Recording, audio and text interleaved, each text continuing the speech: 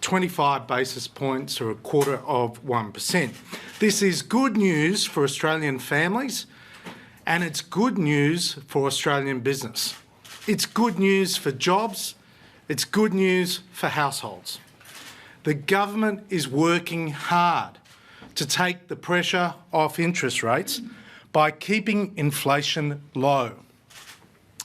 That's what we've been focused on, fixing up the challenges of the budget and reducing the upward pressure on inflation, and that's come to bear with lower interest rates.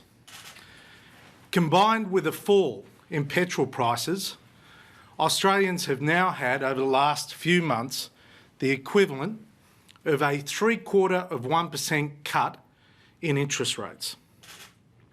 Petrol prices, of course, have fallen considerably, and if they stay at these levels, they will save families around $1,000 a year on their fuel bills. That's hugely important. The abolition of the carbon tax, $550 a year of a saving for everyday households, has been recognised by the Reserve Bank in their statement as one of the contributors to this decision. Because by removing the price on carbon, by getting rid of the carbon tax, we've got electricity prices to come down, we've taken upward pressure on inflation out of the equation, and we're actually now giving people real relief in their household bills. I have no doubt that this cut in interest rates will help to lift business confidence and consumer confidence, and that means more jobs for Australians. We obviously live in a low-interest world. The majority of our trading partners, apart from China, have virtually zero interest rates.